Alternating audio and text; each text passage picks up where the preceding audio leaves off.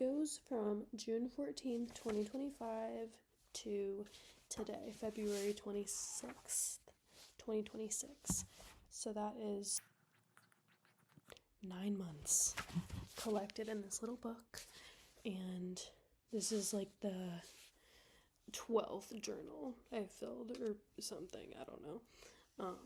I kept journals all throughout my childhood and then took a break during middle school, I guess, and then I've been writing since.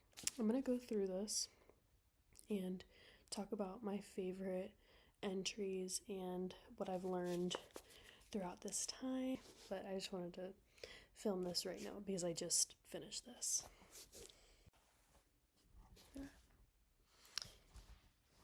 Caring about health is so stressful because no matter what, I'm always going to be doing something wrong that's hindering my progress or is an untrackable variable. It's impossible to be perfectly healthy, and no one knows what that looks like. I don't want to worry about my health all the time unless I'm gonna look like an actual goddess. My only issues, I'd say, are that I'm not very in shape because I don't work out often, and my lungs are probably a little fucked from vaping. There's no scale that determines how healthy you are. Every person's body operates differently, which coincides with their unique mind and lifestyle. I convince myself that I'm an unhealthy bum, but I always make sure I get my nutrients. I rarely smoke. Okay, that's not true anymore. And occasionally drink. I don't need to take any medication. My senses are sharp. My sleep schedule is fairly healthy. I have good hygiene. I move my body every day. My screen time is low. And most importantly, I'm in a great mental state.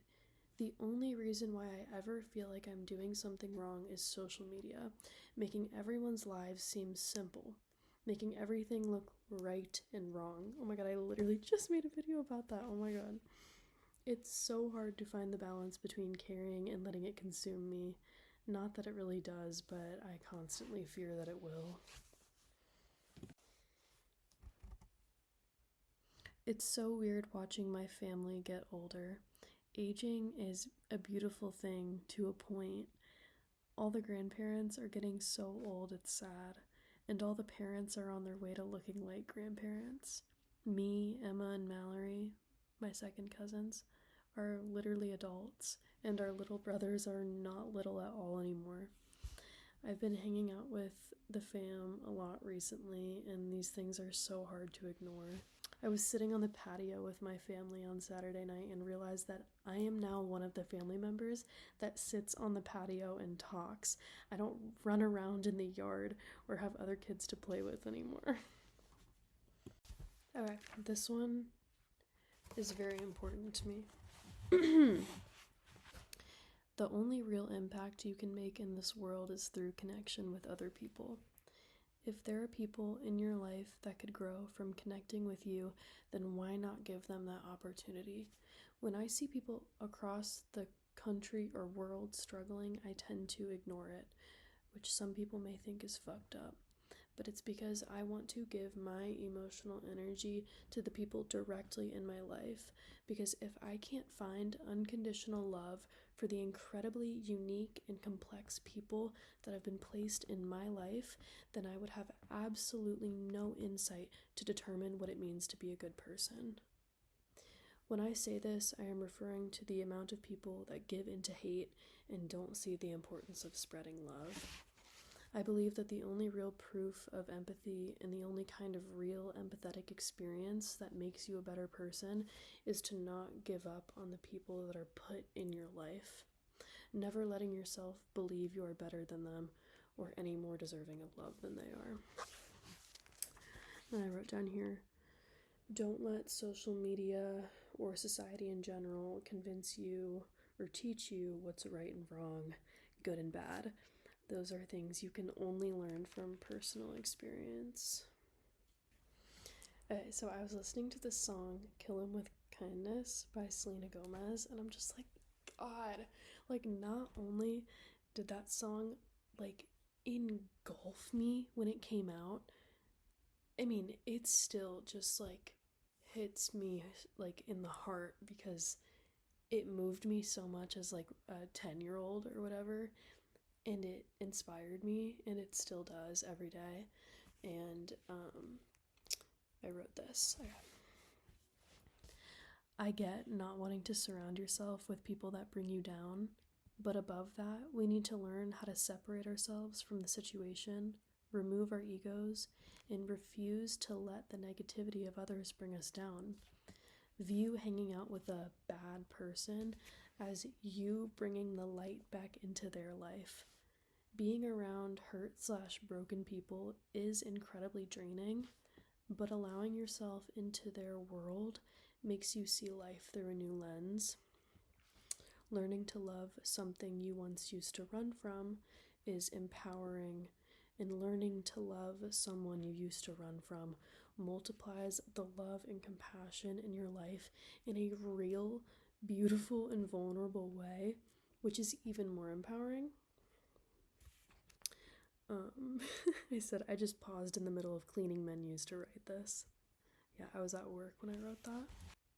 Allowing yourself into their world makes you see life through a new lens.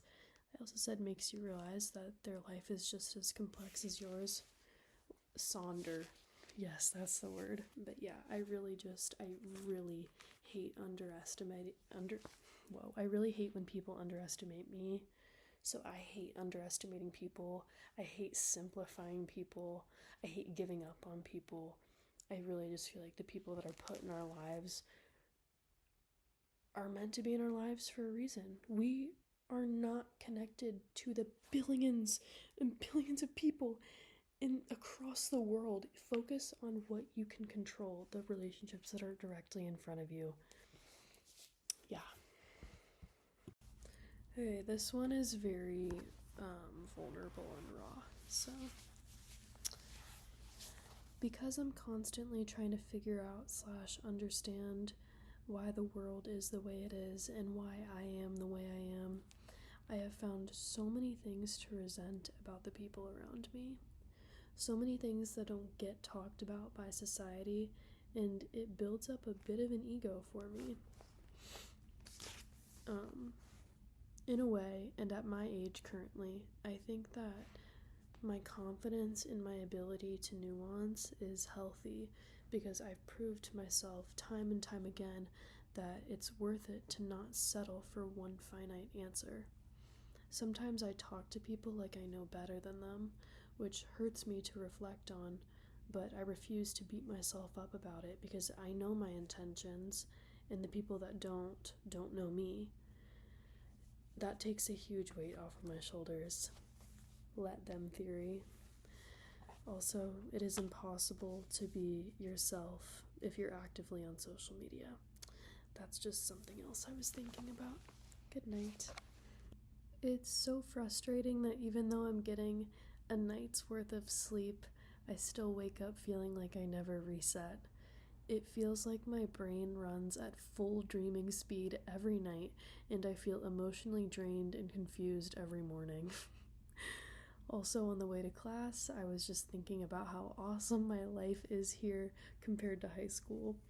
It's harder because it's scarier. Everything feels 100 times more important, but I get to do so much that I never got to do during a school year in high school. It's also scarier and harder because I'm so much harder on myself, but I'm gonna change that.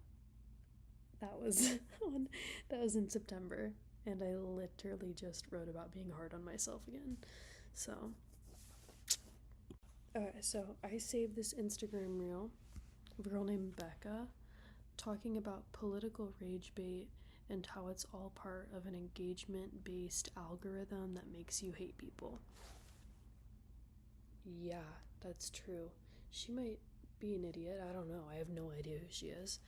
But people in the comments were shitting on her, calling her privileged for saying that and picking apart her words and /twisting the message. And I said, I think everyone in this comment section is valid in some perspective, yet everyone is arguing and honestly spreading the hate because these people don't know anything about each other. Comment section equals horrible place to debate. It's only productive if someone is taking the time to really analyze the subject with the goal of wanting to change personal preconceived notions, which is rare when you're just scrolling. I feel so underestimated and looked down upon by my friends recently. It makes me so upset. It makes me upset because they don't see me the way I see me. They make so many jokes about me being the most irresponsible and unreliable to the point where it's just rude. I don't know if it makes them feel better about themselves or what. Sometimes I feel like I'm the only one here really rooting for me. I feel like such a side character sometimes. I just feel like I have completely different values than them. I have my priorities straight, and if they want to laugh at the way I live my life, they can. It just sucks. The fact that I have really taught myself the skills of being my own best friend, thinking positively, living in the moment, at least trying my best to do that, expressing myself creatively, finding the good in everyone, and never convincing myself I'm right, deserve a lot of respect. But obviously, because those are my top priorities. I feel like everyone else is focusing on trying to be the most high-achieving, responsible, respectful, reliable, cool, awesome, just overall respectable, best person they can. But all of that progress means nothing if you are not at peace with yourself in the world. Okay. Everyone we look up to online for any reason has curated their feed/online behavior meticulously for the purpose of making money. They do all that they do all that they can get to get positive interaction so that they can stay relevant and therefore keep making money. Because this behavior is so normalized, we all, unfamous people, have been convinced that we need to curate our social media presence in the same meticulous way, even though we have nothing to sell. We have been convinced that there is some kind of reward that comes with positive interaction with our profiles, but all that reward is just attention and reassurance. Unless you're being vulnerable and actually showing parts of yourself, then there are a million rewards. And then there's the people that actually don't care about attention/reassurance and post things that are generally socially acceptable, like most of my friends. They don't worry or think about things like this, which is amazing. But they have also become accustomed to the way that social media makes us view others without realizing it. They contribute to the issue, but they get to live blissfully ignorant in regards to social media. Okay, that's not really true. But I would say that social media most of the time doesn't make them as insecure as it makes me. I wish I didn't know how awful it is sometimes, so I could focus. Happy New Year! I can't believe it's 2026. I was having a flashback this morning to my younger self in the upstairs bathroom, staring at myself in the mirror, wondering what I'd look like when I grew up. And now I turn 20 in a couple days. I'm happy. Born in 2006, 10 years old in 2016, amazing year, and now 20 years old in 2026. Crazy. I feel like I've accomplished so much. I feel like this year is really special. I'm ready. I want to write more, but me and my friends leave for our mini Cincinnati trip soon. I had a great New Year's and Christmas. I tell myself that there is more than one right answer to everything, that I'm constantly surrounded by ambiguity, and that is why it is so important to entertain ideas without accepting them. Yet, in order to have peace of mind, I need to stop overthinking everything. Being able to be present in every moment while also being open-minded is an insane skill to master. Okay. And moral of the story is that I learned, I guess I'd say, to be more grateful. Even though that's something I try to live by every day, I think that during this time, I really thought about it a lot. So I feel like that's like my main theme in here is that I want to be more grateful.